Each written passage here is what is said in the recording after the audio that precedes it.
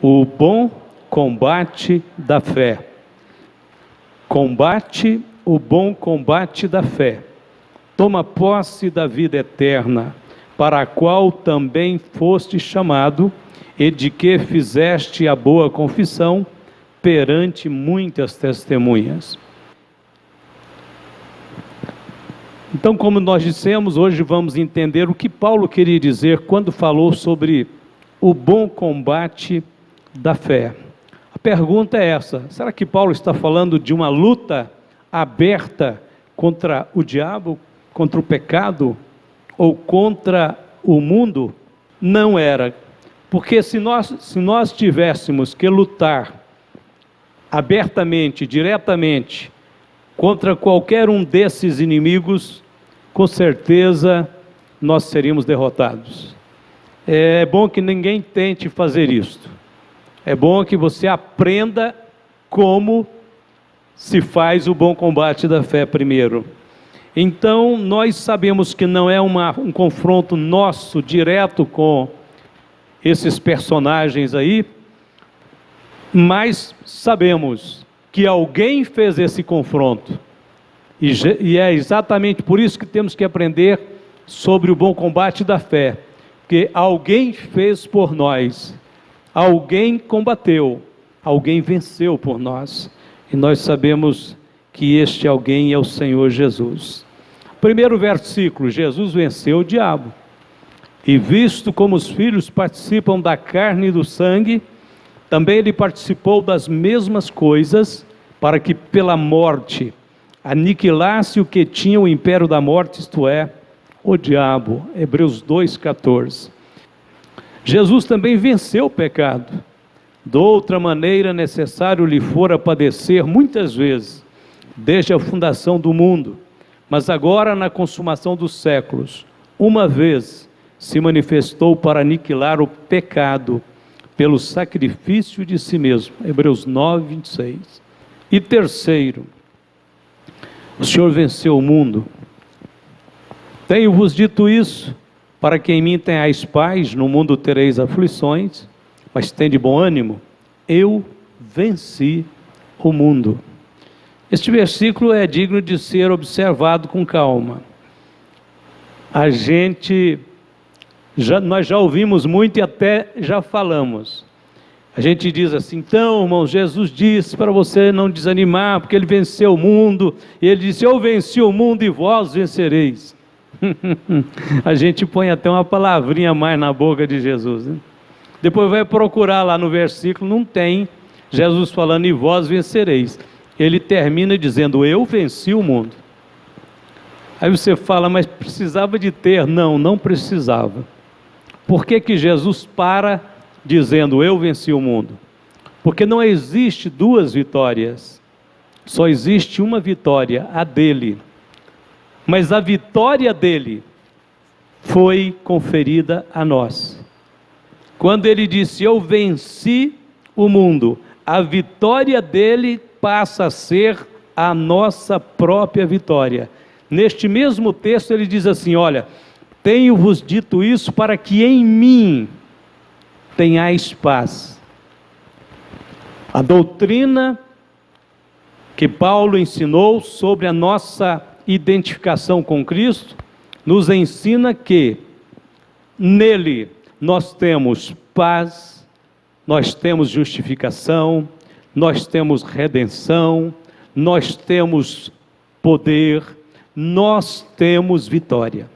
Nele, em mim, tenhais paz e uma porção de outras coisas, inclusive uma vida de vitória, a certeza de que venceremos. Então não precisava dele dizer, porque ele quer que nós aprendamos o princípio de que ele vence por nós, a vitória dele é conferida a nós. Se ele diz assim, eu triunfei, ele está dizendo, se vocês estão em mim, vocês também triunfaram.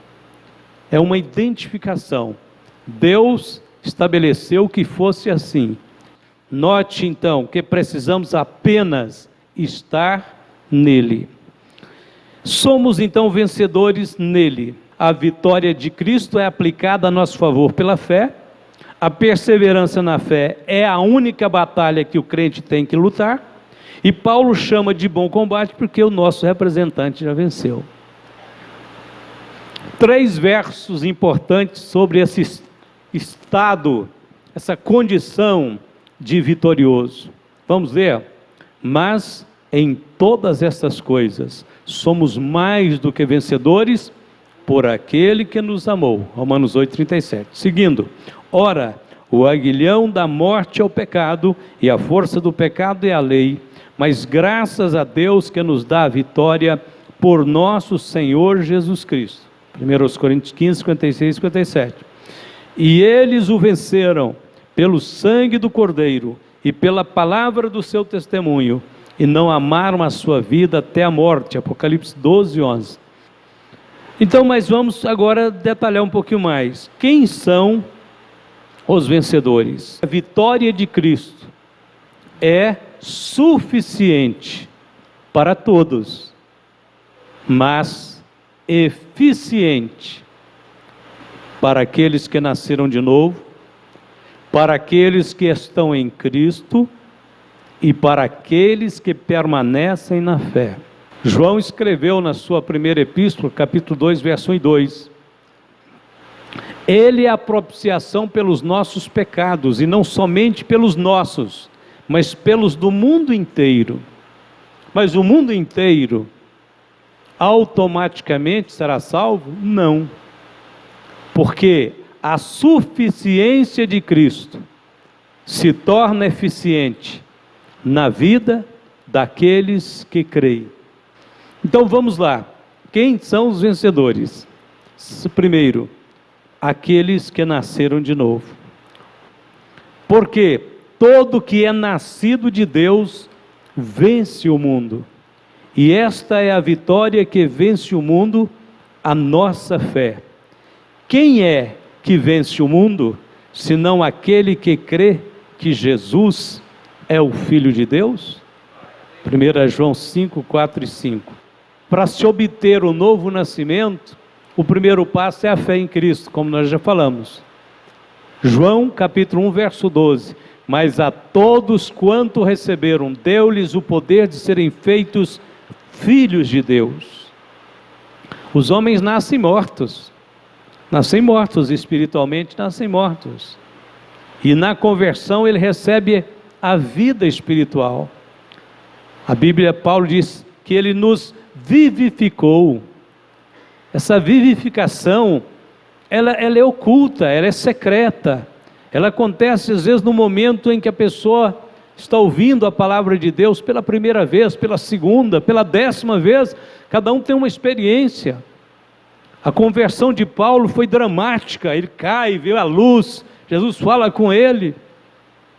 Outras conversões são silenciosas, como a conversão do etíope, do eunuco, que lia o livro do profeta Isaías numa carruagem, e o Espírito Santo mandou Felipe correr atrás dele.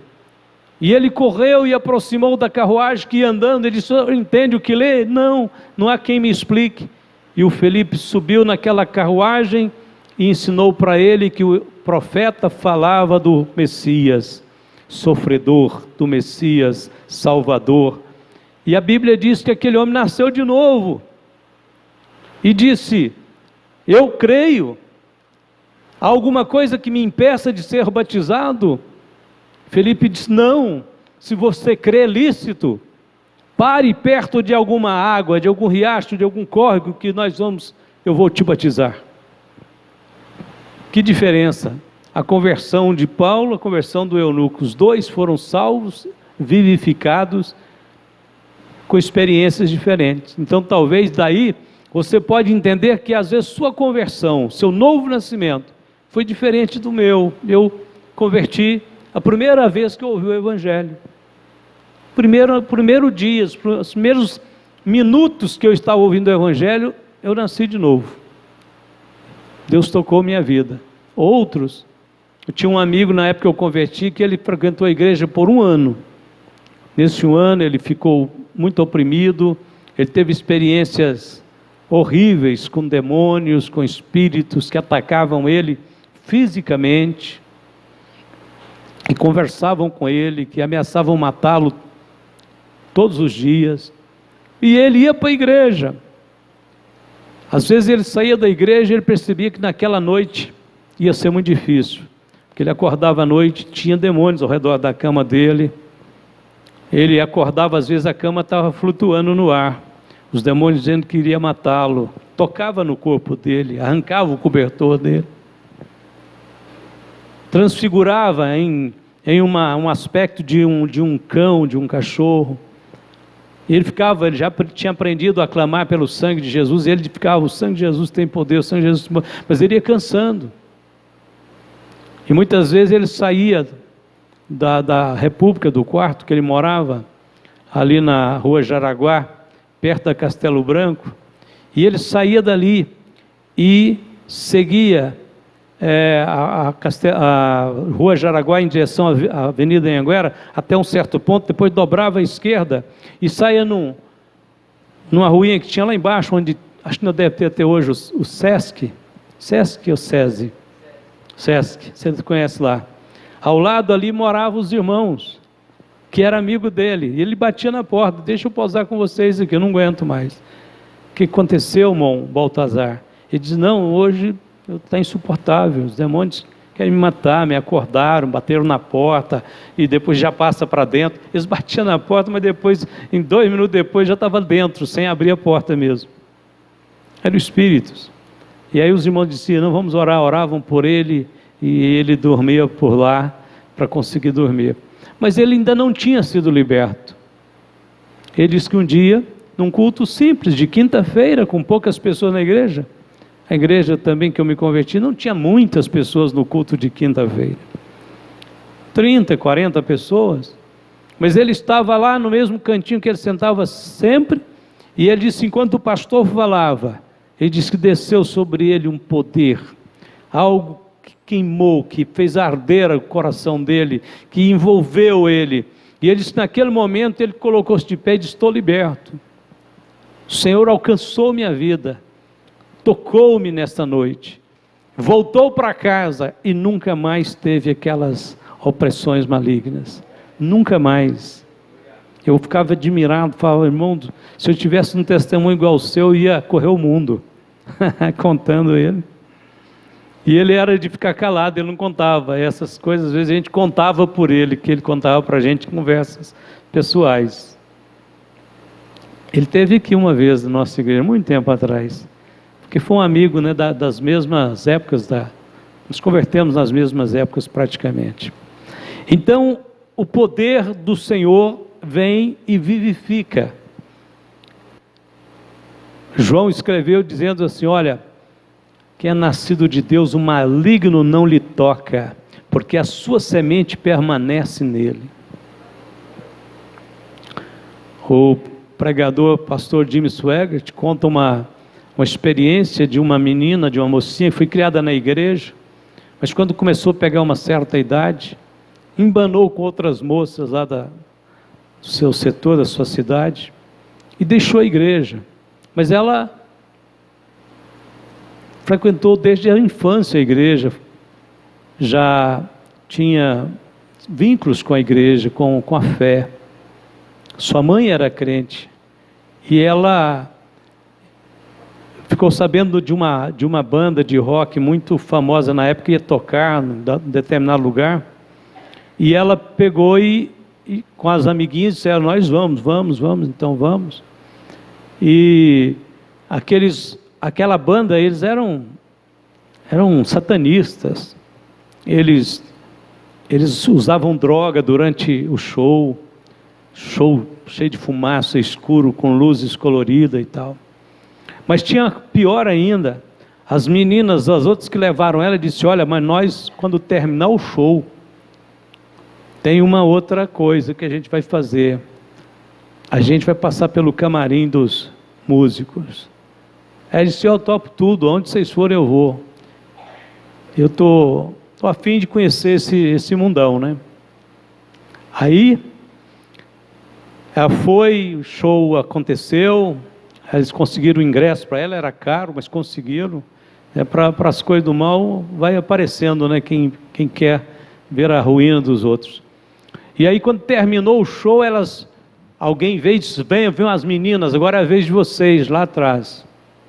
Os cantores já tinham deixado o palco para outros que iam chegar, e elas entraram numa sala, nos corredores, e quando chegou perto de uma sala que seria o camarim, o quarto deles, lá o lugar que eles pretendiam, né, ficar com aquelas meninas, uma mulher que ficava fazendo a seleção ali, deixou as amigas dela entrar. Quando chegou na vez dela, aquela mulher satanista diz: você não.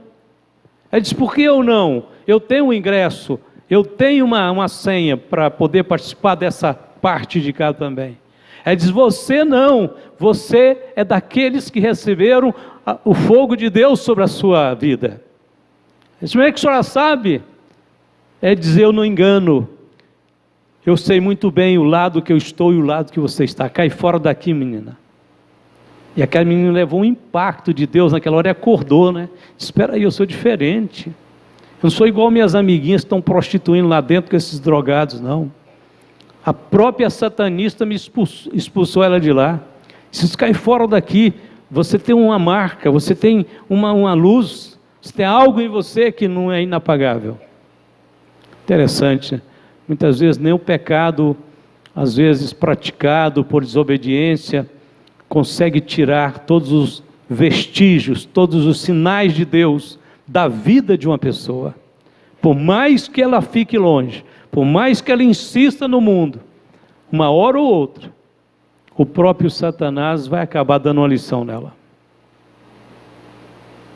Se você não é desse lugar, você não pertence a esse tipo de coisa. A menina voltou para casa e procurou a mãe, pediu perdão, voltou para a igreja e foi ser crente de verdade, porque viu que realmente existem dois reinos, um da luz, outro das trevas. Os nascidos de Deus vencem o mundo. Esta é a vitória que vence o mundo, a nossa fé. Glórias a Deus. Amados, procurando eu escrever-vos com toda diligência acerca da comum salvação, tive por necessidade escrever-vos, exortar-vos a batalhar pela fé que uma vez foi dada aos santos. Todos os que têm aceitado a Jesus já receberam um nível de fé suficiente para prosseguir em sua caminhada espiritual. A fé que uma vez foi dada aos santos. Você tem que louvar muito a Deus, tem que agradecer muito a Deus, porque não é você que é autor da fé que move a sua vida, é o Senhor Jesus Cristo. E Ele quem te deu. Por que meu vizinho não está aqui na igreja? Por que meu parente não é crente? Por que ele não dá valor na Bíblia? Por que algumas pessoas até zombam de mim? Sabe por quê? Porque Deus escolheu você e deu a você a fé para você caminhar com Ele neste mundo. Deus quer dar para Ele também, mas muitas vezes Ele está tão desligado, tão longe, tão alheio, que Ele está simplesmente vivendo numa outra dimensão. A sua dimensão é a dimensão de Cristo. A fé que uma vez foi dada aos santos, a única batalha que nós temos que estar fazendo sempre, o bom combate, é guardando esta fé, protegendo esta fé, alimentando esta fé, vivendo esta fé. É só isto. Pastor, eu fico com medo, tem hora de Satanás. Você não precisa ter um pingo de medo do diabo, você só tem que ter medo do pecado, você só tem que ter medo de deixar os caminhos do Senhor. Você tem que zelar pela sua comunhão com Deus, porque se você estiver com comunhão com Deus, pode levantar o inferno inteiro, o maligno não lhe toca, não lhe toca. Uma coisa muito importante, deixa eu pôr este versículo aqui para a gente falar. Eu vos escrevi, pais, porque já conhecestes aquele que é desde o princípio. Eu vos escrevi, jovens, porque sois fortes, a palavra de Deus está em vós, e já vencestes o maligno. 1 João 2,14. Escute bem, irmão e irmã. Nós não precisamos estar orando para que Deus faça coisas que Ele já fez. João está falando aqui no passado. Conhecestes. Nós já conhecemos aquele que é desde o princípio. É claro que o conhecimento de Deus é dinâmico, ele cresce, ele aumenta, mas nós já conhecemos. Nós estamos crescendo dentro desse conhecimento. Jovens, sois fortes. Que história é essa de dizer, sou fraco? A Bíblia está dizendo, sois fortes. A palavra de Deus está em vós. E já vencestes o maligno. Você não tem que orar pedindo a Deus para derrotar o diabo. Ele já foi derrotado. E a vitória dele é a sua. Já vencestes. Em Cristo você já venceu. Ah, como é que você está, jovem? Ah, pastor, estou lutando contra o diabo para ver se eu venço ele. Mas a Bíblia diz que você já venceu. Por ele, pelo sangue de Jesus, você já venceu. Pelo poder de Deus, você já venceu. Então você não tem que estar orando para Deus fazer o que Ele já fez. Nós temos é que colocar a nossa fé em ação. Este é o bom combate da fé. Fazer a fé funcionar. Fazer a fé estar ativa na nossa vida. Não é presunção, não. A Bíblia é quem diz. Se você diz que se você concorda com o que a Bíblia diz, isso se chama fé, não é presunção. Agora, se você quer ter uma pretensa humildade e ficar dizendo que você não é quando a Bíblia diz que você é, isto é negar a fé.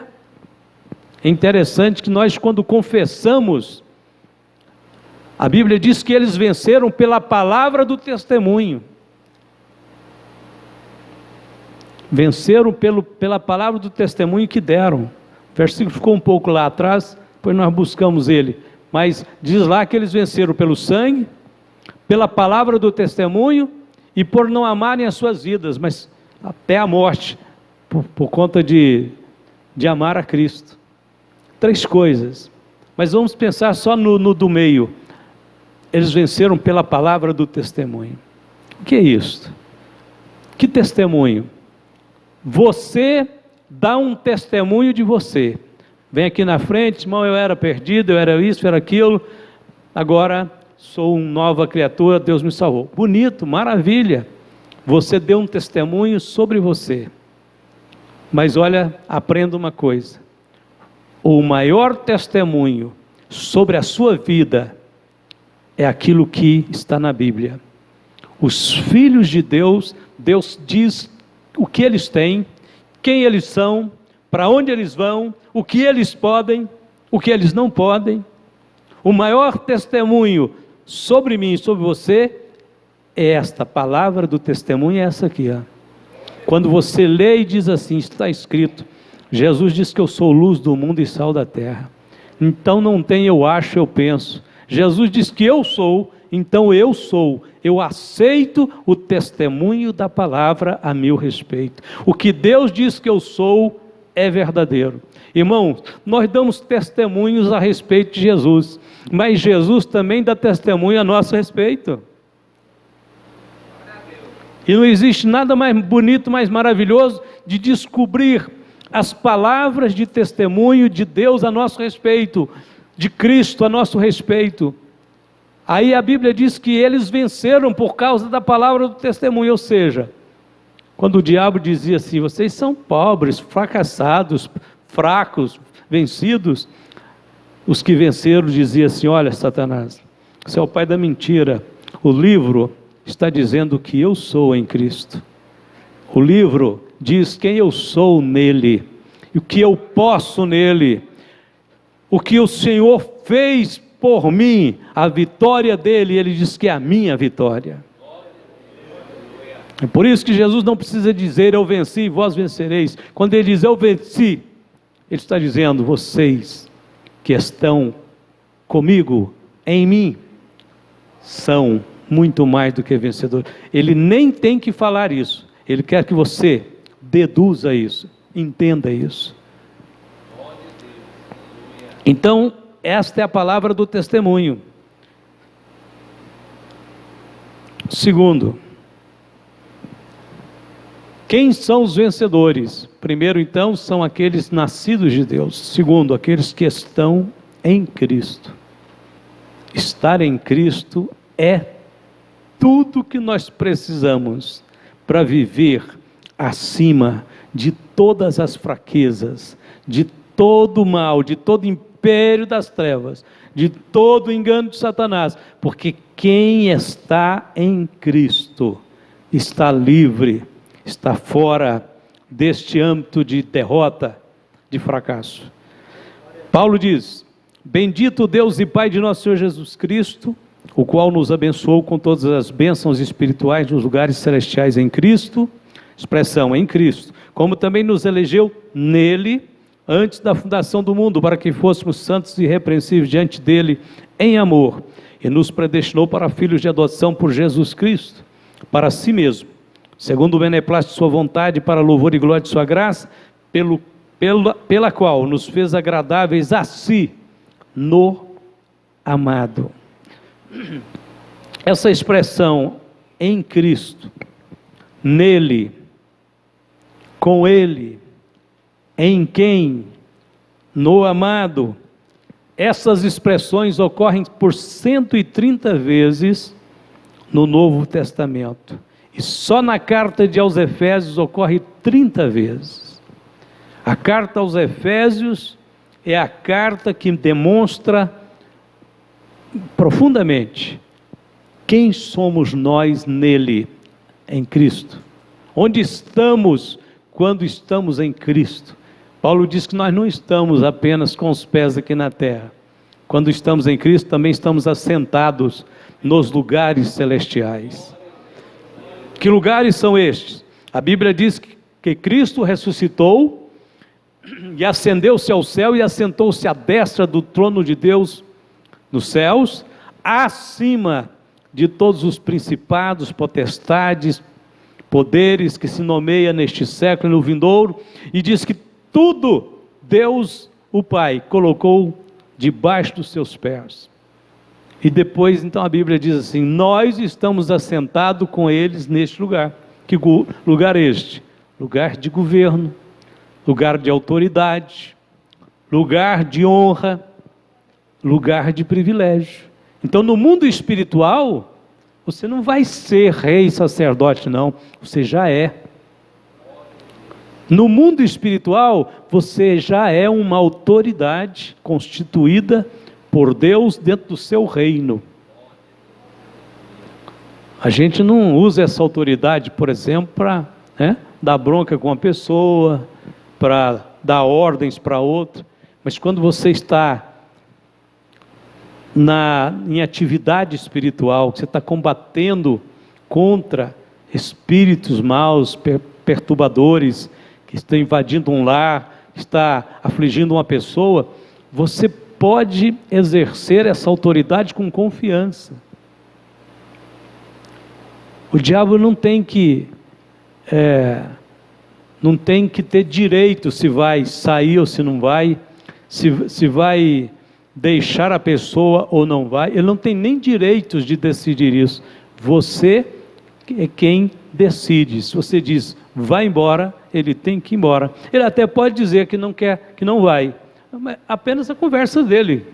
É apenas a conversa dele. A autoridade está sobre a sua vida. A autoridade de Deus para enfrentar o mundo espiritual. Olha, irmãos, a Bíblia diz que Deus já fez tudo por nós, por mim e por você, em Cristo.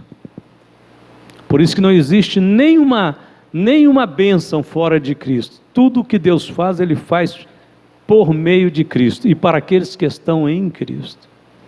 Agora, em Cristo, a Bíblia diz que todas as bênçãos espirituais nos lugares celestiais já nos foram dadas. Nos abençoou com todas as bênçãos, não com algumas, não com muitas. A Bíblia diz com todas. Com todas. É apenas uma questão de você exercitar a sua fé. Este é o bom combate da fé.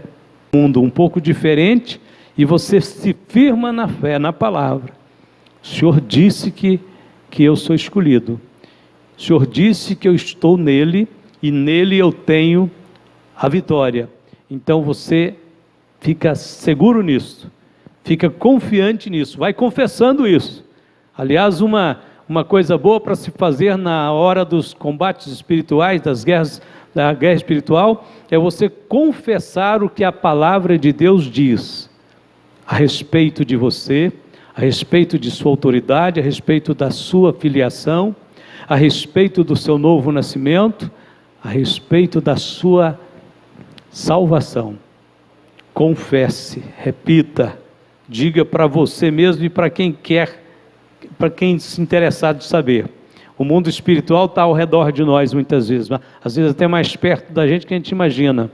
E quando a gente confessa, que seja até cantando, orando, quando você diz: Senhor, eu sou mais do que vencedor pelo teu sangue, teu nome resplandece sobre a minha vida, Senhor.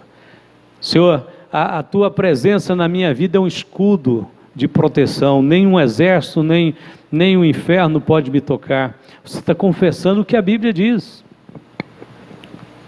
E quem será contra a verdade? A Bíblia diz que ninguém pode ser contra a verdade.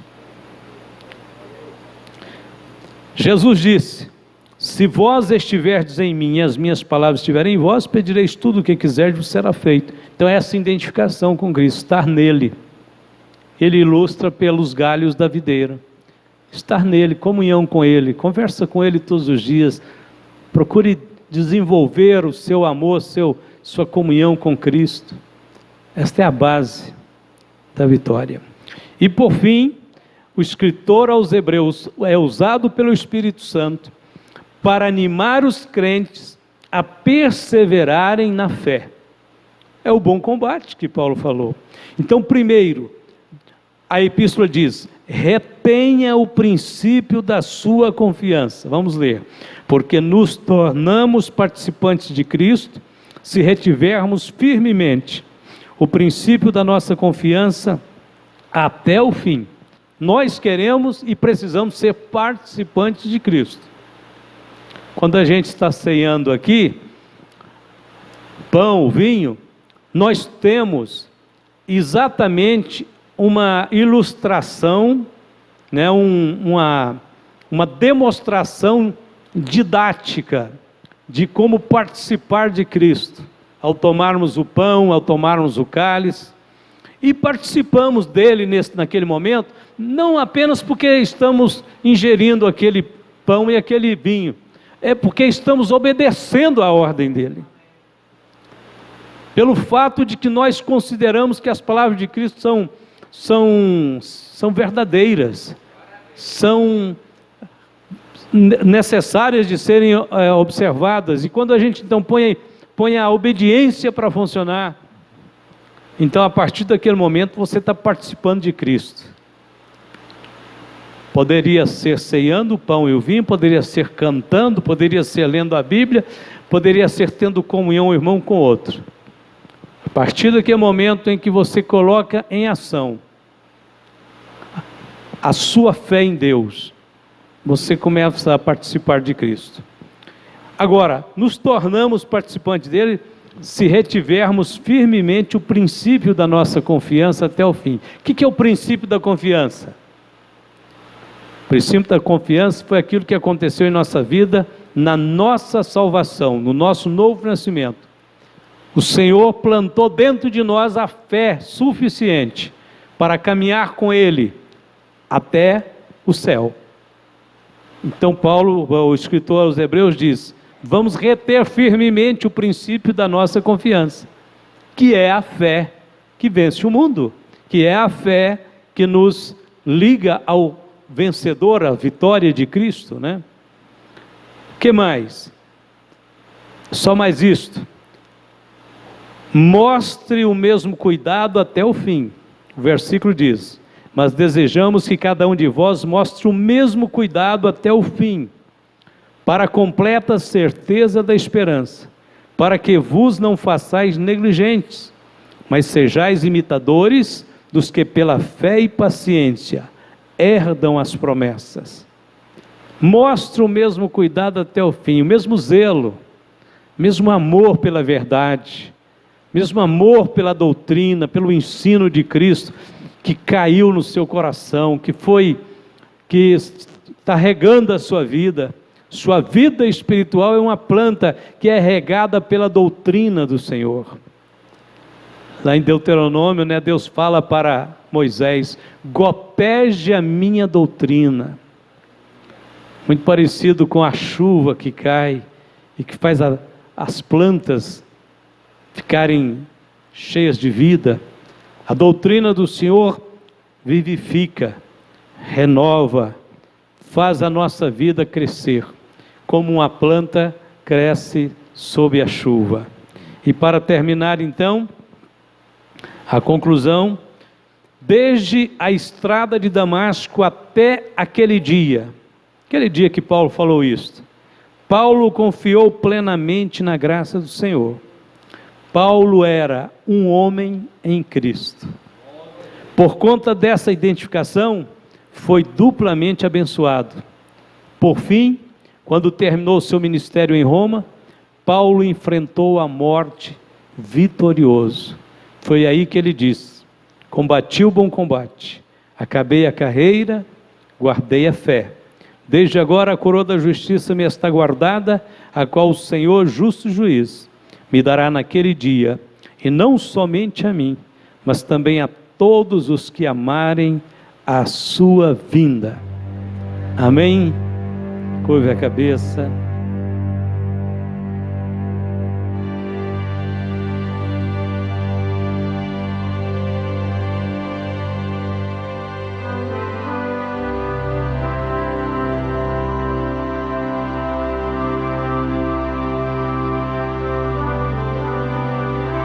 Querido Pai Celestial, nós te adoramos nesta noite por Cristo Jesus e queremos, Pai, a cada momento de nosso viver, compreender a dimensão desta fé que o Senhor plantou em nosso coração, que nos une a Cristo, que nos faz permanecer nele, que nos faz estar nele em todo o nosso modo de viver. Pai, abençoe grandemente a vida dos teus filhos, tua igreja amada. O Senhor comprou com sangue precioso do Calvário. Pai, faz com que nossas vidas estejam arraigadas em Cristo, como uma raiz bem forte, bem plantada, para que sejamos, Senhor, a expressão viva do seu poder, do seu amor nesta terra, Senhor, para que este mundo saiba que só o Senhor é Deus, só o Senhor dá ao homem a vida plena, a vida verdadeira. Estar em Ti, Senhor, é o grande propósito de nosso coração, é a meta de nossa vida, que o Senhor possa viver em nós e que nós possamos ser a revelação viva do Seu amor neste mundo, em nome de Jesus.